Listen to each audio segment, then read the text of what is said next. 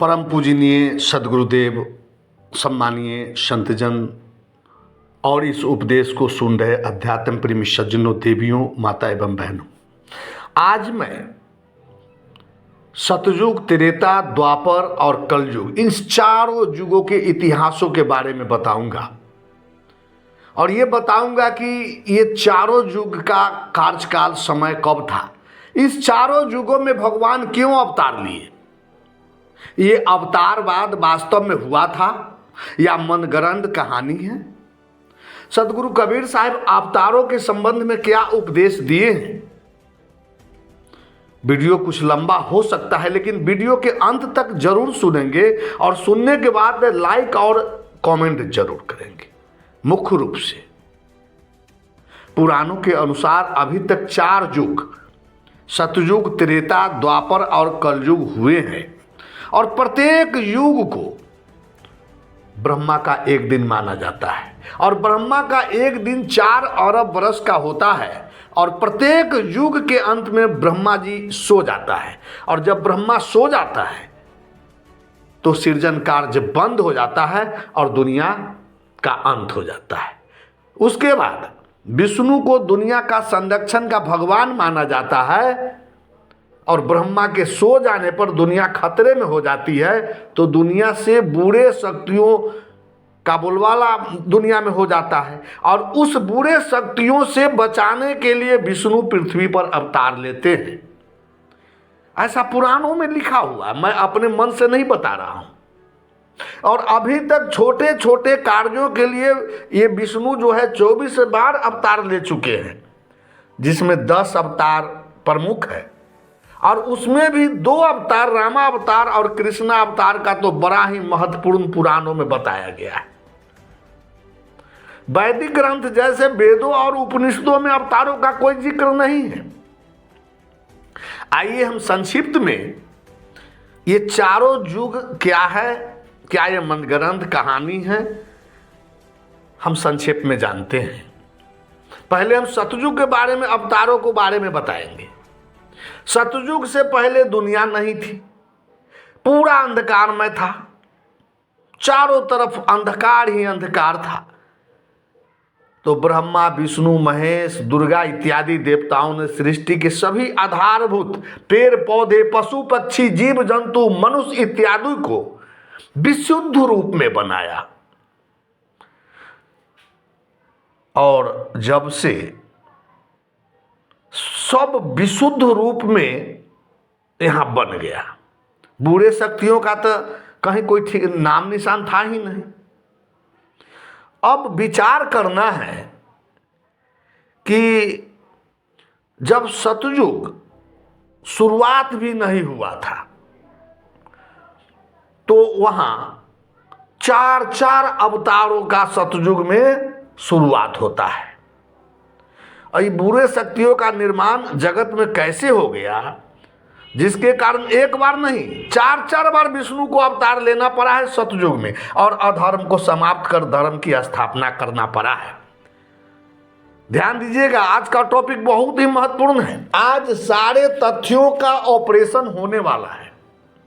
सतयुग के शुरुआत ठीक से जब नहीं हुआ, पूरा दुनिया जल प्रलय में डूबने लगा। पूरा दुनिया जल में जब डूबने ही वाला था, उससे कुछ सप्ताह पहले विष्णु ने छोटी मछली बनकर राजा सत्यव्रत को बताया कि अगले सप्ताह महा जल प्रलय होगा, पूरा धरती जल में डूब जाएगा और उस प्रलय से बचाने के लिए मैं बहुत बड़ा मछली के रूप में आऊंगा। तुम जरूरी पशु पक्षी, अन्न के बीज, ऋषि महर्षि बहुत बड़े नाव में बचा कर रखना और मेरे सिंह में बांध देना। हमारे जो है सिंह होगा और उसी सिंह में बांध देना। और बांधना किस चीज से? रस्सी से नहीं, बांसुरी नाग से बांध देना। और सत्यव्रत तो ऐसा ही किया। तब विष्णु दुनिया को जल में डूबने से मछली का अवतार लेकर के बचाया। और उसके कुछ ही दिनों के बाद, कुछ ही वर्षों के बाद, ये शंखासुर नामक दैत्य वेद को चुरा करके ले गया और फिर ये मछली, और फिर मछली में आदमी का रूप बना करके और उस वेद को छीन कर शंखासुर को मार कर और वेद वापस लाया और ब्रह्मा जी को वापस दे दिया। यह कहानी मैं बनावटी नहीं कह रहा हूँ, ये सब पुराणों में लिखा हुआ है और इसमें कितनी सच्चाई है वह सब आप जान जाइएगा। अंत तक बने रहिए इस वीडियो में। और फिर हिरण्याक्ष नामक राक्षस ने पृथ्वी को चुरा करके समुद्र की गहराई में छुपा दिया और पृथ्वी को रसातल से बाहर निकालने के लिए विष्णु ने सुग्गर यानी बराह का रूप धारण किया और हिरण्याक्ष को मार कर पृथ्वी को अपने दांतों पर उठाकर फिर पृथ्वी को पुनः स्थापित किया। ध्यानपूर्वक सुनते रहिए। सभी सभी के सभी जो ये पृथ्वी समुंदर पृथ्वी पर ही है और फिर पृथ्वी को समुंदर में कैसे छुपा दिया, विचार करो। आज सभी अवतारों की फजीहत होने वाली है। इस उपदेश को मैं बिल्कुल संक्षेप में बता रहा हूँ, अगर विस्तार पूर्वक कहूँगा तब तो एक किताब ही लिखा जाएगा। और उसके बाद क्या होता है, तीसरा अवतार विष्णु का सतयुग में होता है। कैसे? नरसिंह रूप में। इस अवतार की कहानी लगभग सभी लोग जानते होंगे कि हिरण्यकश्यप को ब्रह्मा जी का वरदान मिला हुआ था कि न तुम दिन में मरोगे, न रात में मरोगे, न अस्त्र से मरोगे, न शस्त्र से मरोगे, न घर में मरोगे, न घर से बाहर मरोगे, न आदमी से मरोगे, न जानवर से मरोगे, न धरती पर मरोगे, न आकाश में मरोगे। वाह, पुराण लिखने वाले भी गजब का दिमाग लगाया।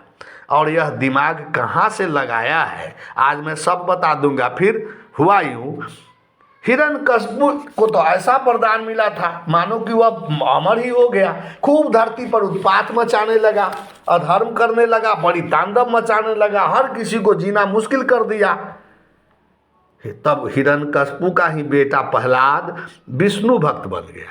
और जब वह विष्णु को जो है खूब तपस्या करने लगा, जाप करने लगा, और जब प्रहलाद को हिरण्यकश्यप मना किया कि तुम विष्णु का नाम मत लो, मैं ही ईश्वर हूँ, और प्रहलाद को जब प्रहलाद जब बात नहीं माना तो हिरण्यकश्यप तलवार से प्रहलाद को काटने गया, यह कहते हुए कि कौन विष्णु तुम्हें बचाता है। और जैसे ही तलवार से प्रहलाद पर वार करना चाहा, उस जगह मौजूद घर का खंभा फट गया और उसी खंभा से आधा आदमी आधा सिंह का रूप बनाकर और विष्णु हिरण्यकश्यप को गोद में उठा लिया और नाखूने से पेट चीर करके उसको मार दिया। बड़ी कहानी है भाई। चौथा अवतार कूर्म अवतार सतयुग में ही हुआ। ये कूर्म अवतार यानी कछुआ का अवतार। विष्णु को अजीबोगरीब रूप धारण करना पड़ रहा है। मछली का, फिर आधा मछली आधा आदमी, फिर आदमी आधा जानवर, फिर कछुआ। ठीक है, ऐसा रूप क्यों बनाना पड़ता है मैं सब आपको बताऊंगा। आप लोग सिर्फ अंत तक हमारे साथ बने रहिए। अभी तक आप लोग केवल सतयुग के चारों अवतारों को संक्षेप में सुने। सतयुग से पहले कोई युग ही नहीं था। प्रलय के बाद सृष्टि की नई शुरुआत माना जाता है, और जिसमें सृष्टिकर्ता ब्रह्मा जी पवित्र, सत्य और धर्म की स्थापना करते हैं। तो पूरे सतयुग के समय में उत्पात, मारपीट, खून खराबा, अधर्म, ये कितने बार जो है युद्ध हुआ, देवासुर संग्राम हुआ। ये युद्ध क्यों होता है, जिसे ठीक करने के लिए विष्णु को 4 बार अवतार लेना पड़ता है। फिर नए युग त्रेता का प्रारंभ होता है, और त्रेता युग में भी विष्णु का 3 अवतार होता है, वामन अवतार, परशुराम अवतार, राम अवतार। कहने का मतलब ये हुआ कि सतयुग में धर्म की स्थापना विष्णु से नहीं हो पाया, और त्रेता युग में भी अधर्म का बोलबाला हो गया था, जिसमें राजा बलि को छलने के लिए विष्णु वामन अवतार लिए, जबकि बलि महान दानी था। फिर अवतार में भी विष्णु क्या किए, धर्म की स्थापना नहीं कर पाए, और शासक क्षत्रिय होते थे, और क्षत्रिय शासक अहंकारी, अत्याचारी, अधर्मी हो गए थे। तो अब फिर क्या किए विष्णु, उस क्षत्रिय को नाश करने के लिए तथा धर्म की स्थापना करने के लिए परशुराम का अवतार लेते हैं। और एक बार नहीं, 21 बार समूचे धरती पर घूम घूम कर खून खराबा, उत्पात और संपूर्ण क्षत्रियों को मार दिया। फिर भी धर्म की स्थापना नहीं कर पाए। फिर रावण इत्यादि असुरों ने धरती पर उत्पात मचाना शुरू कर दिया। चारों तरफ अधर्म का बोलबाला हो गया, अब क्या था, विष्णु को फिर अब राम का अवतार लेना पड़ा। लज्जा की बात, कहने लायक भी नहीं है, लेकिन करना पड़ रहा है। विष्णु बनकर आए, राम की पत्नी को ही रावण अपहरण करके ले गया और बड़ी बड़ी खून खराबा और लड़ाई हुआ, विश्व युद्ध जैसा माहौल होता है। राम रावण में घोर संग्राम होता है। राम रावण को मार देता है और अपनी पत्नी सीता को रावण के चंगुल से छुड़ाकर अयोध्या लाता है। लेकिन राम से भी धर्म की स्थापना नहीं हो पाता है और फिर युग बदलता है। फिर विष्णु को अब क्या कहते हैं, गोस्वामी तुलसीदास जी कहते हैं कि जब जब हो ही धर्म के हानि या बाढ़ई अधम असुर अभिमानी आ तब तब धरि प्रभु विविध शरीरा आ हरे नाथ बहुत सज्जन पीरा। और अब यहाँ जो है इतनी फजीहत हो रही है, युग बदलता है, फिर विष्णु को कृष्ण के रूप में अवतार लेना पड़ता है। अब कृष्ण कहते हैं गीता में कि यदा यदा ही धर्मस्य ग्लानिर्भवति भारत अभ्युत्थानम अधर्मस्य तदात्मानं सृजामहम्। ये द्वापर युग का आरंभ होता है। चारों ओर अव्यवस्था, अत्याचार, अनाचार, अधर्म का बोलबाला होता है। बड़ी भाई भाई में झगड़ा बंटवारा और उधर कंस, जरासंध, शिशुपाल, इसे कृष्ण को युद्ध करना पड़ता है। 21 बार जरासंध कृष्ण का युद्ध होता है। जरासंध के युद्ध में भयभीत होकर कृष्ण मथुरा छोड़कर द्वारिका भाग जाते हैं और किसी तरह छल पूर्वक जरासंध को भीम के द्वारा मरवा देता है। फिर गृह युद्ध अपने ही परिवार में कौरवों पांडवों के बीच छिड़ जाता है। कृष्ण के नेतृत्व में ही महाविनाशकारी युद्ध होता है। सारे के सारे कुछ पांडवों को छोड़कर मारे जाते हैं। कृष्ण का स्वयं का जो है 1,60,000 पुत्र पौत्र अपने में मर करके शराब पी पी करके मर जाते हैं, वो भी कृष्ण के नज़र के सामने ही।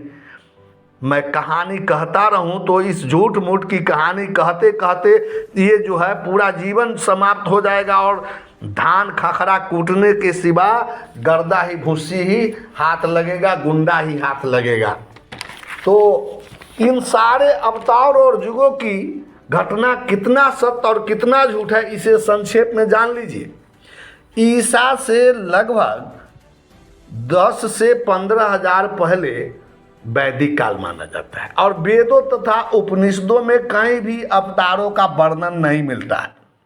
ये सतयुग, त्रेता, द्वापर, कलयुग की कहानी का वर्णन ये पुराणों में मिलता है और पुराणों को रचना का समय 150 ईस्वी पूर्व से और 1000 ईस्वी के बाद तक है।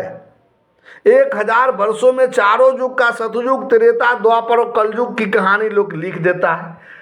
विष्णु पुराण जो लगभग 190 ईस्वी पूर्व से 300 ईस्वी के बीच का लिखा हुआ माना जाता है, जिसका प्रमाण अगर आप देखना चाहते हैं तो विष्णु पुराण पढ़ करके देख सकते हैं। उसके 24वां अध्याय को पढ़िए, उसमें पुष्यमित्र शुंग, बृहदर्थ, चंद्रगुप्त मौर्य, कौटिल्य, बिंदुसार इत्यादि के नामों का जिक्र है। अब आप पता करेंगे कि चंद्रगुप्त मौर्य, कौटिल्य, बिंदुसार किस ईस्वी में हुए तो स्पष्ट पता चल जाएगा कि पुराण की रचना कब हुई। अब इतिहास पढ़कर देख सकते हैं कि चंद्रगुप्त तथा उसके पुत्र बिंदुसार का शासन काल किस ईस्वी में था और झूठ मूठ में पुराणों के रचिता महर्षि वेद व्यास बना देता है। वेद व्यास का काल आज से लगभग 5,500 वर्ष पहले का है और पुराण अब से 1000 पहले का लिखा हुआ है। अब आइए कि वैज्ञानिक ये क्या सोचते हैं इस अवतारवाद के बारे में। ये डार्विन के विकासवाद, ये डार्विन जो थे ये दार्शनिक और जीव वैज्ञानिक थे और उन्होंने माना कि ये जीवन की शुरुआत जो है हम सभी शुरू से जल से उत्पन्न हुए हैं। शायद इसीलिए ये प्रथम अवतार मत्स्य अवतार लिख दिया। बाद में हम जल तथा थल दोनों जगह रहने लगे, यानी कछुआ अवतार बनाया गया, ये दूसरा अवतार हो सकता है। और तीसरा बराह, यानी पहले हम स्तनधारी जीव बनकर के सामने आए, ये सुगर था, तीसरा अवतार। उसके बाद आधा पशु और आधा मनुष्य के रूप में हम विकसित हो गए थे, ये नरसिंह अवतार। और जब हम पूरा मनुष्य रूप में बन गए लेकिन भौना थे हम, छोट छोट था मेरा रूप, ये वामन अवतार। और उसके बाद हम पूर्ण मनुष्य के रूप में आए, ये हमारा परशुराम अवतार, राम अवतार और कच्छप अवतार माना जाता है। और उसके बाद जो है ये बड़ी कहानी है परशुराम फरसा वाले, ये छठा अवतार है। उसके बाद जो है हम हथियार बनाना शुरू कर दिए थे, लोहा का, पत्थर का, तो ये परशुराम जो है फरसा वाले अवतार माने जाते हैं। उसके बाद हम बंदूक, तीर, बारूद जैसे हथियार बनाने शुरू कर दिए, राम अवतार हैं। 12 कलाओं से जो है हम पहुंच गए थे। उसके बाद कृष्ण अवतार में हम 16 कला में मन साइंटिस्ट, जैसे खगोल, ज्योतिष, विज्ञान का विकास हो गया था, ये कृष्ण का अवतार हुआ। तो वैज्ञानिक जो है वह डार्विन के विकासवाद से इस अवतारों को जोड़ता है। अब सदगुरु कबीर साहब बीजक ग्रंथ में अवतारों को किस रूप में देखते हैं उसको आप संक्षिप्त में जान लीजिए। वीडियो थोड़ा सा लंबा हो रहा है। कहते हैं कि संतो, ये बीजक ग्रंथ के शब्द 8 से है। कहते हैं कबीर साहब कि संतो आवे जाए सो माया, है प्रतिपाल काल नहीं वाके, न कछु गया न आया। का मकसूदन मकसकच हो या शंका सुर न संहारा, है दयाल द्रोह नहीं वाके, कहूँ कवन को मारा। वह करता नहीं ब्राह कहाए, धरनी धरौ नहीं भाड़ा, ई सब काम साहब के नाही, झूठे कहे संसारा। खम्भ फोड़ी जो बाहर होई, ताही पतीजे सब कोई, आहरना कुछ नख ओद्र विदारा, सो करता नहीं होई। 52 रूप न बलि को जाचे, जो जाचे सो माया, बिन विवेक सकल जग भर में, अब माए जग भर माया। सदगुरु कबीर साहब कह रहे हैं कि हे संतो, जो जन्मने और मरने वाला है वह माया है। परम परमात्मा सबका पालन पोषण करने वाला है, उसकी मृत्यु नहीं होती, न कहीं जाता है न कहीं आता है, वह सबका निज स्वरूप चेतन आत्मा है। परमात्मा सर्वसमर्थ एवं सर्वव्यापी है, सब कुछ वह ही है। फिर मत्स्य और कच्छप अवतार लेने का उनका क्या प्रयोजन हो सकता है? ये शंखासुर का संहार परमात्मा ने नहीं किया। प्रभु तो दयालु हैं, उन्हें किसी से भला विद्रोह क्यों होगा? फिर कहो किसको मारेंगे? परमात्मा बराह कैसे रूप बना सकते हैं? न उसे धरती का बोझ उठाया है। द्वैत में किसी का उठाना और किसी का उठना संभव है, अद्वैत में कैसे हो सकता है? यह साहब काम परमात्मा का नहीं है। संसार वाले झूठ ही से साहब का नाम देते हैं, परमात्मा का नाम देते हैं। और कहते हैं खंबा फोड़ी जो बाहर होई, ताही पतीजे सब कोई, हरना कुछ नख ओद विदारा, सो करता नहीं होई। ये खंबा फोड़ कर जो नरसिंह भगवान बाहर हुए थे उस पर सभी विश्वास करते हैं, पर जिसने हिरण्यकशिपु को पेट को नख से फाड़ डाला वह परमात्मा नहीं था, वह कोई बहुरूपिया जो है, आधा पशु और आधा सिंह का जो है रूप बना करके धोखे से उसको मारा होगा। आज भी हम लोग देखते हैं कि बहुत जगह हत्या होती है, डकैती होती है, तो इसी तरह नकाबपोश आते हैं और उसको हत्या करके भाग जाते। ऐसा ही उस समय हुआ होगा। और 52 रूप न बलि को जांचे, जो जांचे सो माया। ये परमात्मा ने 52 रूप धरकर दैत्यराज बलि से 3 बार धरती की याचना नहीं की। ऐसा क्यों करेंगे? सारा धरती या सारा तो उन्हीं का है, फिर किसी से याचना करने की क्या जरूरत था? ये विवेक के बिना जगत के सभी लोग असत्य को सत्य समझकर भटकते हैं। ये सब मन का भ्रम है और ये सब चालाकी है। परमात्मा ने परशुराम का रूप धारण कर क्षत्रियों को नहीं मारा। अगर क्षत्रियों को मारा होता तो आज ये क्षत्रिय कहाँ से आता? यह छल भी ये लोगों की है। सदगुरु के रहस्य और सत्य की भक्ति को लोग नहीं जाने हैं और अपने जीवन को मिथ्या में ही नष्ट कर रहे हैं। अपने ये सिरजनहार न ब्याही सीता जल पखान नहीं बाधा, अब वे रघुनाथ एक के सुमरे अजिय सुमरे सुअंधा। सदगुरु कबीर साहब कहते हैं कि जो राम और सीता को जगत जननी और सृष्टिकर्ता मानता है वो सारे के सारे अंधे लोग हैं। सिरजनहार परमात्मा ने सीता से विवाह किया, वो समुद्र जल में समुद्र को पत्थर से बांधा। जो उस रघुनाथ को ही संपूर्ण सत्य समझकर उसकी उपासना करता है, ये सब के सब अंधे हैं। गोपी ग्वाल न गोकुल आया, करते कंस न मारा, है मेहरबान सभिन को साहब नहीं जीता नहीं हारा। ये परमात्मा गोपी और ग्वाले के साथ गोपी में कब आएंगे, क्यों आएंगे? उनका न रूप है न रंग है, वो जो सबका चेतन आत्मा है, न अपने हाथों से वो कंस को मारेंगे, वह सबके प्रति मेहरबान और दयालु हैं। अब विचार करो, न वह किसी से जीतता है न किसी से हारता